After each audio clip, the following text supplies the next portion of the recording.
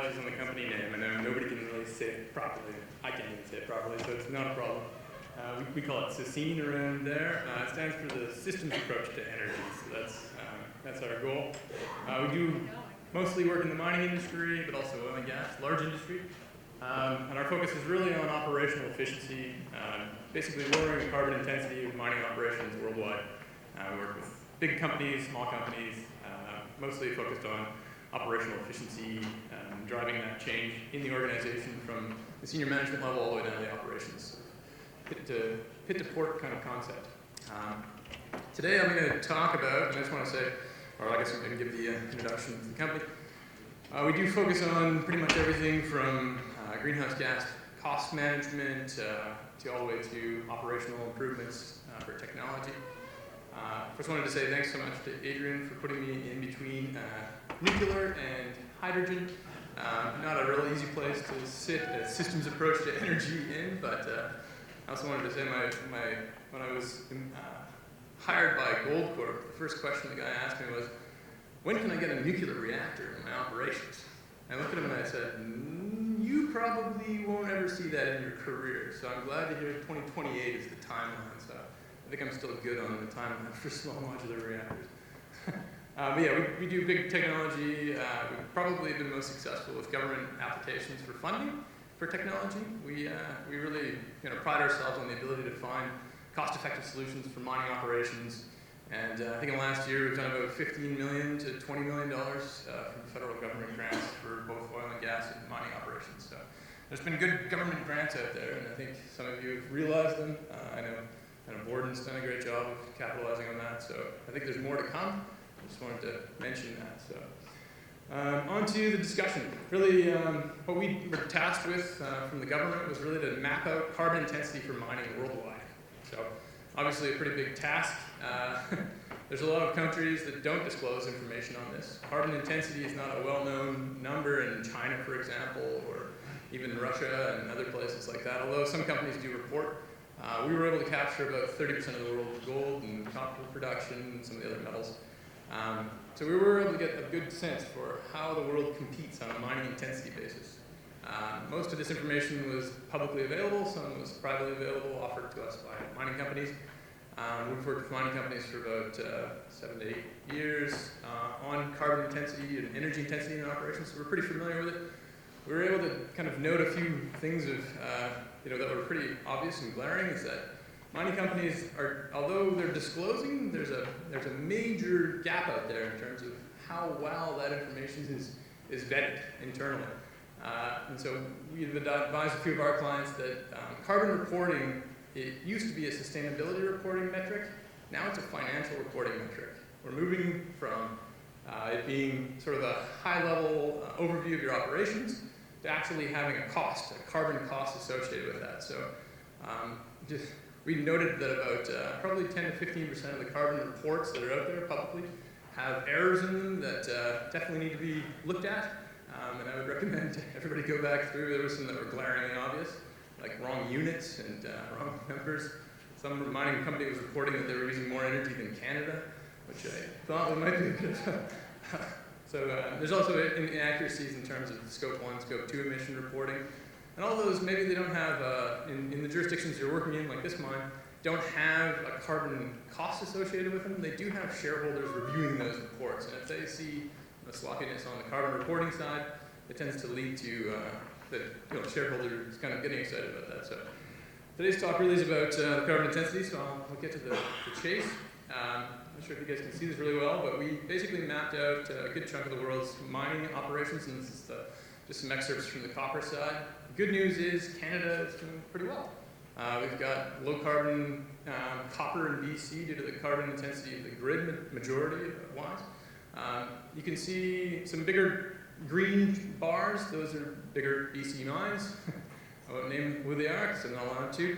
But the smaller ones are smaller and are smaller BC mines, but they are kind of different in the fact that one is an underground mine and the others are open pits. And I think that's some differentiation we were able to claim. Certainly, the open pit mining versus underground mining was a big change. It's big step change there in terms of carbon intensity. And that's something that miners should focus on, I think, especially in BC, where we see really large carbon costs associated with these mines. So that's really changing, and it means that the smaller underground mines are actually going to have a benefit for the future. They're going to be well positioned in BC when BC is at $50 a ton carbon cost. So certainly, I think something that needs to be factored into the decision-making process for new mines and the decision-making process for mining types. So maybe you're going to go for a block cave versus an open pit. If you do focus on that, that's one thing we've noted. You can also see at the far end of the scale, there's quite a big gap there between I think it was 0.6 or 0.4 tons per ton of copper to all the way up to around 6 or a little over 6.3 tons of carbon per ton of copper. Now, it begs the question, why such a big gap there? And I think if you were to take this into consideration, you would know that some of those ones on the far end there, the high-intensity carbon mines in the world are largely coal-fired power. They're largely heavily dependent on diesel haul trucks. They tend to be sometimes remotely operated. So remote sites obviously are hindered significantly in this graph. And they really make up a majority of the production. So what we're seeing is that Canada can potentially position itself well in terms of offering a low carbon content metal. And this is important because I think there's some opportunities that we'll explore a little further. So on the gold side, it's a little bit more drastic. There's some really bad operators out there on the gold side. Now, the numbers can be a bit misleading as well. 2017 was the year we took as our metric basis. If you pick different years, obviously mines are in production, they're growing, they're shrinking. There's this concept that you can cherry pick basically, which mine has a better carbon intensive year than others. We are looking to move towards averaging out over a longer period so that you get a better sense. But essentially most mines that we looked at were all in operation and production.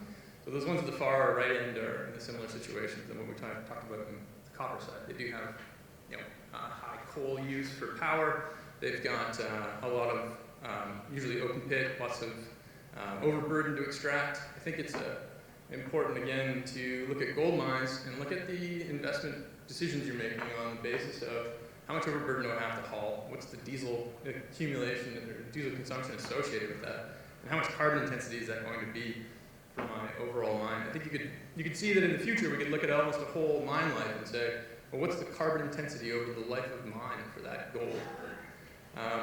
Again, Canadian mines do well. One of the challenges, we do have some ones in the higher end, and those are off-grid mines that are running majority diesel power generation. So Canada has clean green gold, but we're not selling it on that basis. We definitely have to probably improve our PR on this side too, and just illustrate to the world how the gold that we do sell, we do supply, is actually lower carbon intensity than the rest of the world. So Canada is at the top of the list. This is averages out between a number of mining companies Canada-wide. Brazil has hydroelectric power in a lot of the regions that run their mines. Russia has a similar situation, Finland. So some of the other numbers are a little fuzzy because there's one or two mines that report, and they don't report the other mines in the country. So I would say some of the African mines that report are probably a little lower carbon intensity. They're probably doing the right thing with regards to power generation, looking at renewables and things. They probably have other competitors in the countries that don't have that same luxury and are running diesel generation, but we did not include those because they don't report. So unfortunately, this data is a bit skewed by that, and we're trying to eliminate that. We did get a mine actually in Saudi Arabia, which I was really surprised at. They actually gave their carbon numbers, and to everybody's, it's not on this, it's not on this list, but it was higher carbon intensity as we all expected. We see some operations like the Dominican Republic that would be predominantly Pueblo Viejo, where a large portion of it's from heavy fuel oil and bunker fuels for power generation, in South Africa as well. So the question really boils down to, why is this important? Why is carbon intensity important? What can we do about it? What's the impact of this carbon intensity on mining operators? I think so far it hasn't really hit the copper and gold world. I definitely know it has hit the coal world. We have clients that are coal operators. And it's very difficult for them to get capital. It's very difficult for them to secure power contracts, just due to the fact that their commodity is deemed to be so volatile in terms of pricing. So we know firsthand how challenging it is to operate in a low capital, capital constrained environment. And you do see every day these companies, shareholders are talking about divesting from high carbon intensity operations. The picture down the bottom right there is one of our clients who got to have the lucky, got to have a protest in their open pit. Not a great situation. But you hear it in the news every day, just as Brendan described. We do have this challenge associated with climate change. And we really have an existential challenge for the industry to say, well, in a carbon-constrained world, how much gold do we need? What's the reality behind that? It's a bit contentious, but it's certainly a question that the investment community is asking itself. So I think the carbon intensity, it has three different sort of impacts in my mind. It really impacts the energy cost. Carbon pricing is going to put upward pressure on all the fossil fuels we use in mining. Oil, gas, propane, natural gas, coal in some operations. Recently we saw basically some increases in power costs really driving up the all-in sustaining costs in mining kind of around the world. These are some numbers from S&P that just illustrate, it made up the bulk of the all-in sustaining cost increase in the last couple of years. And we can expect that trend to continue as fossil fuels become basically a little less loved. They become priced based on you actually have to pay for the emissions associated with it. Those factors are going to really start to drive those two numbers relatively high. And I think we're certainly seeing that in the European jurisdictions. European mining operations are having a very strong challenge with this. But even here we have that. So I think every day I talk to senior management teams that are saying, how can we lower our energy costs? How can we lower that carbon cost now in a lot of regions? The carbon cost has snuck up on them. They haven't built that into the mine plan. So having an extra couple % impact your cost of energy in your operation is a big one, especially if you have high carbon intensive operations. You have an open pit versus underground, or you've had to go for on-road hauling and things like that. So in British Columbia, where I'm from, we have a NDP government that just launched the Clean Growth Program. It is probably one of the leading carbon taxation schemes in the world. It really is quite sophisticated. Actually, this is where that information is based on. What they tasked us with doing is finding the world's average and the world's leading carbon intensity operations, and then saying, well, where do the mines in BC fit? And if you're leading, you pay a little carbon tax, and if you're average, you pay all the carbon tax. So currently, Copper Mountain and Taseko are going to be paying at Gibraltar probably more or less, depending on the carbon intensity of their operations in BC. I think we could expect this trend, obviously, from the OBPS, the Output-Based Pricing System, on a federal basis. Mining companies could expect to see something similar in Ontario and other jurisdictions, probably increasing over time. I don't think we're going to see a decrease in carbon tax anytime soon. I won't try to fearmonger, but the latest Eco-Fiscal Commission report said something like $211 a ton, which would be an astronomically high number for BC mines. I don't even want to guess. And then again, the discussion about access to capital. So I think this is one that's maybe a little less on the radar. Probably your investor relations are understanding that as a mining company. Access to capital is going to kind of depend on how your carbon intensity plays out. These are some just recent numbers. There's about $2.4 trillion in investment that are allocated to zero carbon assets, which is a pretty amazing number for that. And then 13 trillion that are associated with low carbon, or companies that have a program for low carbon reduction on that side. So you can see in the graph here, I don't know if you can make it out, but coal certainly didn't get a lot of benefits from anything to do with climate change, even metallurgical coal. Really, the divestment impact has been huge for them. They've had most of their capital kind of be taken out. A lot of companies had to go private to stay afloat. Oil and gas is in a similar boat. I was just in Banff last week with a lot of oil and gas and operations. they were really, they're very concerned about this. They're really trying to look at ways to generate hydrogen. They're looking at ways to basically decarbonize their operations so that they can continue to have the social license. And they're also being forced to generate low carbon fuels. And if you think about it, that would be like a mining company having to generate low carbon gold. And that's really challenging when you have an oil sands asset and you don't have that ability to generate low carbon oil as a result of that. It's much more difficult. So trying to compete is a real challenge. The latest IPO from Saudi Aramco illustrated that they were low carbon and that they should be invested in comparison to Canada, which is high carbon. And that's true. And unfortunately, the IPO for Saudi Aramco probably will gain some benefit from that. And Canadian investors will have to struggle on that basis. So obviously renewable energy is going to be seen upside on that side. There's also the specific kind of direct investment, which we've seen recently in Canada, well, not so recently, but we've seen basically low carbon metal supply contracts. So things like Tesla and Apple are investing in companies that can produce zero or low carbon aluminum for their sales. So they can then, basically treat you as a mining operator as a scope 3 emission reduction, which is a pretty big reduction when you make cell phones. There's not a lot of other opportunities. So if they can source low or zero carbon aluminum from your operations, from your technology, there's a huge investment environment there. And I think this is going to continue. I don't think there'll be, this is a one-off. There's also divestment campaigns, obviously with coal. You've seen this divestiture, which is pretty significant. I think that the last one here, the legal risks probably aren't as impactful for mining companies. I don't think they're big enough. Maybe some are, but this Exxon versus New York, and the basic premise that essentially Exxon didn't disclose the information, the exposure of carbon taxation in Alberta, the Alberta oil sands operations to the degree it needed to in order to tell investors what the impact would be on profitability.